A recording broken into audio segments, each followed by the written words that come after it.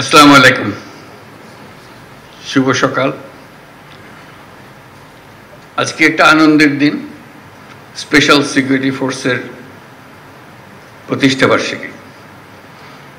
আনন্দ নিয়ে আজকে আমাদের যাত্রা শুরু, কিন্তু বৃষ্টি আসাতে কিছু অসুবিধারও সৃষ্টি হয়েছে। সামনে দেখলাম খুব সাজানো গোছানো হয়েছে, কিন্তু আমরা ব্যবহার করতে পারবো কিনা সেটা।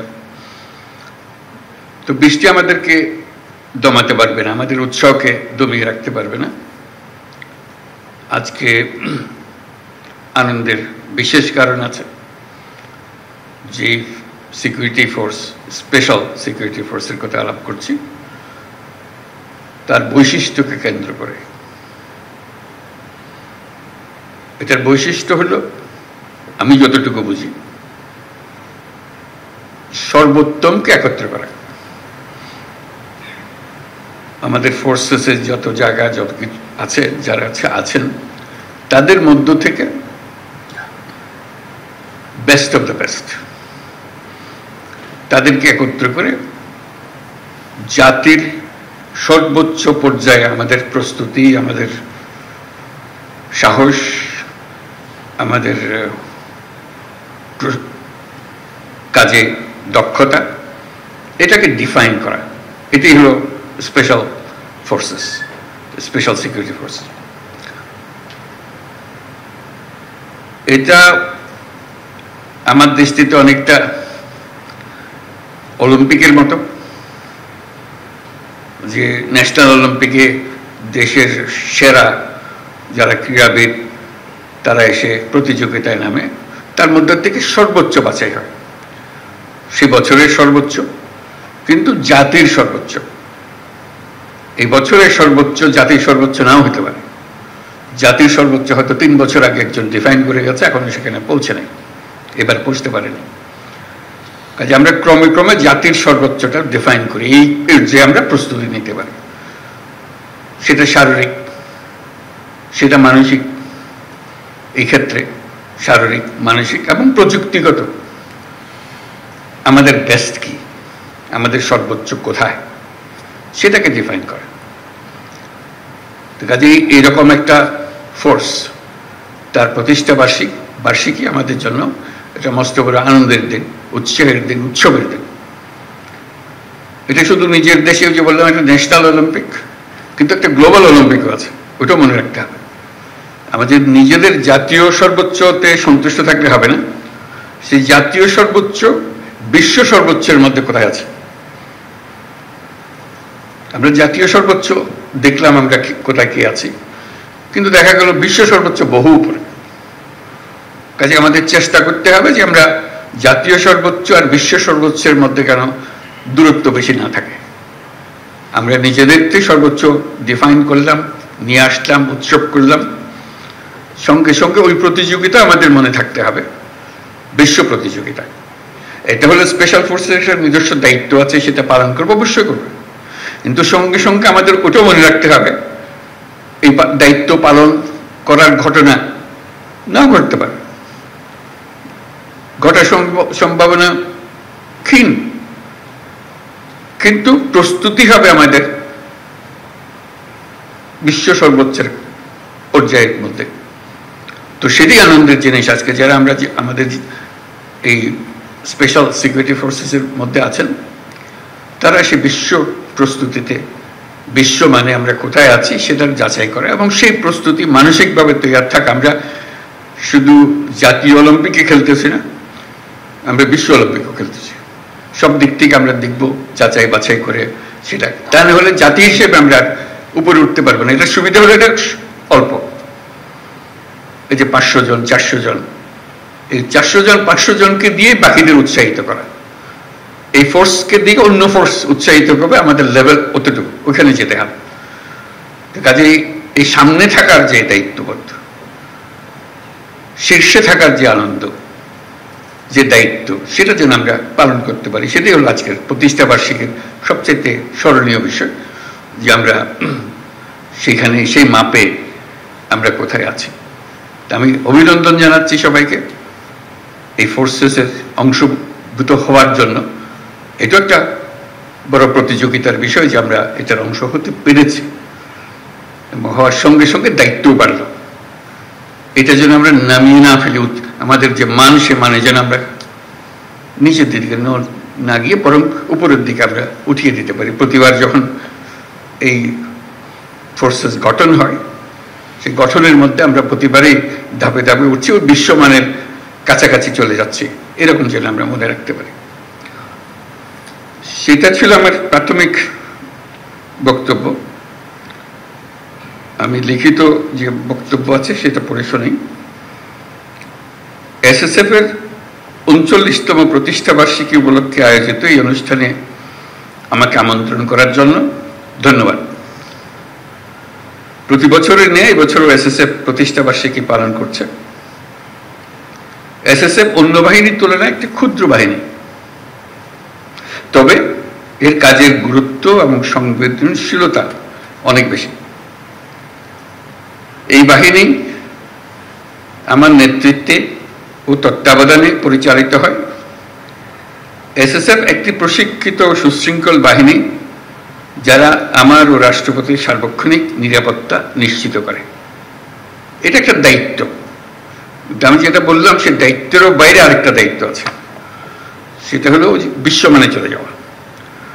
দেশের মান যেটা সেটা আমাদের কারণে, এই বছরের কারণে আমরা যেন জাতীয় মানে নিচে না নামি, বরং জাতীয় মানে উপরে উঠি আর হলো বিশ্বমানের কাছাকাছি বা সমকক্ষ হতে পারে। এসএসএফ একটি প্রশিক্ষিত সুশৃঙ্খল বাহিনী যারা আমার ও রাষ্ট্রপতির সার্বক্ষণিক নিরাপত্তা নিশ্চিত করে। বিগত 10 মাসে এসএসএফ দেশে বিদেশে অনেকগুলো গুরুত্বপূর্ণ দায়িত্ব দক্ষতার সঙ্গে পালন করেছে। আমি এসএসএফ এর সার্বিক পেশাদারিত্ব এবং আন্তরিকতা নিয়ে সন্তুষ্ট। এই জন্য এসএসএফ এর সকল সদস্যকে আমার ধন্যবাদ জানাচ্ছি। এসএসএফ বঙ্গভবন সহ আমার বাসস্থান, কার্যালয় এবং সকল ধরনের গমনাগমনের নিরাপত্তা নিশ্চিত করে। এছাড়াও ঢাকার অভ্যন্তরে এবং বাইরে বিভিন্ন অনুষ্ঠানে নিরাপত্তা নিশ্চিতের পাশাপাশি অনুষ্ঠান সুষ্ঠুভাবে সম্পাদনেও উল্লেখযোগ্য ভূমিকা রাখে। সম্প্রতি কক্সবাজার এবং রোহিঙ্গা ক্যাম্প পরিদর্শন, চট্টগ্রাম বন্দর, চট্টগ্রাম বিশ্ববিদ্যালয়ের সমাবর্তন অনুষ্ঠানে এসএসএফ অন্যান্য বাহিনীদের সাথে সমন্বয় করে সফলভাবে নিরাপত্তা নিশ্চিত করেছে। শুধু দেশের অভ্যন্তরেই নয়, দেশের বাইরেও আমাদের রাষ্ট্রীয় সফরগুলোতে এসএসএফ বিভিন্ন দূতাবাস এবং সংশ্লিষ্ট দেশের প্রটোকল ও নিরাপত্তা বাহিনীর সাথে একযোগে কাজ করে সফরসমূহ সাফল্যমণ্ডিত করেছে। এছাড়াও বাংলাদেশে আগত মালয়েশিয়ার প্রধানমন্ত্রী, পূর্ব তিমুরের রাষ্ট্রপতি ও জাতিসংঘের মহাসচিবের রাষ্ট্রীয় সফরের সামগ্রিক নিরাপত্তা এই বাহিনী অত্যন্ত সফলতার সাথে সম্পন্ন করছে। সেজন্য আমি সবাইকে ধন্যবাদ জানাচ্ছি এই উপলক্ষে। বর্তমান বিশ্বে আধুনিক প্রযুক্তি ও তথ্য আদান প্রদান খুব সহজ হবার কারণে নিরাপত্তা হুমকির ধরন ও প্রকৃতি দ্রুত পরিবর্তনশীল। তাই শতভাগ নিরাপত্তা প্রদান করা খুবই চ্যালেঞ্জিং একটা বিষয়। বিভিন্ন সীমাবদ্ধতা সত্ত্বেও এসএসএফ সুষ্ঠুভাবে নিরাপত্তা নিশ্চিত করছে। আমি আশা করি এসএসএফ নিয়মিত বিভিন্ন ধরনের নিরাপত্তা হুমকি পর্যালোচনা করবে এবং সেগুলি মোকাবেলা করার জন্য যাবতীয় প্রস্তুতি গ্রহণ করবে। সম্প্রতি এসএসএফ যমুনার সাইবার নিরাপত্তা ব্যবস্থা সুসংহত করেছে। আমি আশা করি এসএসএফ একইভাবে এই কার্যালয়ের সাইবার নিরাপত্তা ব্যবস্থা উন্নত করবে। এসএসএফ একটি পেশাদার বাহিনী হিসেবে উন্নত প্রশিক্ষণ, উন্নত প্রযুক্তি, উন্নত মনোবলের সন্নিবেশে দিন দিন আরো উন্নতি সাধন করবে, এই আমার আশা। নিরাপত্তার খাতিরে এসএসএফকে বিভিন্ন ধরনের সীমাবদ্ধতা আরোপ করতে হয়, যা অনেক সময় জনভোগান্তির সৃষ্টি করে। এটা যে কোনো নিরাপত্তা বাহিনীকেই করতে হয় নিরাপত্তার খাতিরে। অতীতে শাহজালাল আন্তর্জাতিক বিমানবন্দরে ভিআইপি ফ্লাইটের জন্য প্রায় 1 ঘন্টা সকল ফ্লাইট অপারেশন বন্ধ থাকত। এতে করে অনেক ধরনের জটিলতার সৃষ্টি হতো। আমি এই নিষেধাজ্ঞা তুলে দিয়েছি। এতে সাধারণ যাত্রীদের ভোগান্তি লাঘব হবে, কিন্তু এসএসএফ এর দায়িত্ব বেড়ে গিয়েছে। আমি মনে করি জনবিচ্ছিন্ন না হয়ে বরং জনসংযোগ ও নিরাপত্তার মেলবন্ধনের মাধ্যমেই এসএসএফ তার উপর অর্পিত সকল দায়িত্ব সফলতার সঙ্গে পালন করে যাবে।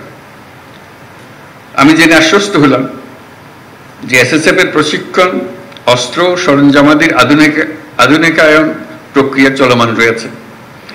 বিশেষ করে গত 5ই আগস্ট 2024 তারিখে এই বাহিনীর কিছু যানবাহন ও সরঞ্জামাদির ক্ষয়ক্ষতি হয়েছিল, যা অল্প সময়ের মধ্যে কার্যক্ষম করা হয়েছে। পাশাপাশি বাহিনীর আভিযানিক কার্যক্রম আরো বেগবান ও কার্যকরী করার লক্ষ্যে অত্যাধুনিক অস্ত্র সরঞ্জামাদির ব্যবহার ও দেশে বিদেশে উন্নত প্রশিক্ষণ গ্রহণের মাধ্যমে প্রতিটি সদস্যের সক্ষমতা বৃদ্ধির প্রক্রিয়া অব্যাহত রয়েছে। খুব শীঘ্রই এসএসএফ তাদের 12 বছরের পুরাতন বিএইচএফ রেডিও কমিউনিকেশন সিস্টেম পরিবর্তন করে সর্বশেষ মডেলের ইউএইচএফ রেডিও কমিউনিকেশন সিস্টেম সংযোজন করবে, যা তাদের আভিযানিক কার্যদক্ষতা বহুলাংশ বৃদ্ধি করবে। আমি জেনে খুশি হয়েছি যে এসএসএফ এর অত্যাধুনিক ইনডোর ফায়ারিং রেঞ্জের কাজ প্রায় সমাপ্ত এবং আগামী মাস থেকে এটা ব্যবহার করা সম্ভব হবে। এই ফায়ারিং রেঞ্জের জন্য ভূমি বরাদ্দ সহ অন্যান্য সহযোগিতা প্রদান করার জন্য বাংলাদেশ বিমান বাহিনীকে আন্তরিক ধন্যবাদ জানাচ্ছি। প্রিয় এসএসএফ সদস্যবৃন্দ, আমি জানি এসএসএফকে সার্বিক নিরাপত্তা নিশ্চিত করতে বিভিন্ন আইন শৃঙ্খলা রক্ষাকারী বাহিনী, সামরিক বাহিনী, পিজিআর ও গোয়েন্দা সংস্থা সমূহের উপর নির্ভর করতে হয়। তাই আমি আশা করব এসএসএফ সকল সহযোগী বাহিনী ও সংস্থার সাথে সুসম্পর্ক বজায় রাখবে এবং নিবিড় যোগাযোগ ও সমন্বয়ের মাধ্যমে তারা দায়িত্ব পালন করবে। এসএসএফকে একটি অত্যাধুনিক এবং পেশাদার বাহিনী হিসেবে গড়ে তোলার লক্ষ্যে সেনা, নৌ, বিমান, পুলিশ ও আনসার বাহিনী হতে চৌকস অফিসার নির্বাচন ও প্রেরণ করায় আমি সকল বাহিনী প্রধানদের প্রতি গভীর কৃতজ্ঞতা প্রকাশ করছি। বিশেষ করে এসএসএফকে বিভিন্ন ধরনের প্রশিক্ষণ সহায়তা প্রদান করার জন্য বাংলাদেশ সেনাবাহিনীকে আমার ধন্যবাদ জ্ঞাপন করছি। প্রিয় এসএসএফ সদস্যবৃন্দ, রাষ্ট্রঘোষিত ভিআইপিদের নিরাপত্তা প্রদানে পেশাগত দক্ষতা অর্জনের পাশাপাশি চারিত্রিক দৃঢ়তা, উন্নত শৃঙ্খলা, সততা, দায়িত্বশীলতা এবং মানবিক গুণাবলীর বিষয়সমূহ গুরুত্বের সাথে বিবেচনা করতে হবে এবং সকল ধরনের রাজনৈতিক মতাদর্শের ঊর্ধ্বে থেকে পেশাদারিত্বের সাথে কাজ করে যেতে হবে। পরিশেষে আমি এসএসএফ এর মহাপরিচালক ও সকল সদস্যদের এই অনুষ্ঠান আয়োজনের জন্য আন্তরিক ধন্যবাদ জানাই। আমি বিশ্বাস করি সুযোগ্য নেতৃত্ব এবং সঠিক দিক নির্দেশনা এবং এই বাহিনীর প্রত্যেক সদস্যের পেশাদারিত্ব ও আন্তরিকতার মাধ্যমে এসএসএফ এর উত্তরোত্তর উন্নতি অব্যাহত থাকবে। আপনাদের ও আপনাদের পরিবারের সকলের সুস্বাস্থ্য এবং কল্যাণময় জীবন কামনা করে আমি আমার বক্তব্য শেষ করছি। সকলকে অশেষ ধন্যবাদ। আল্লাহ হাফেজ।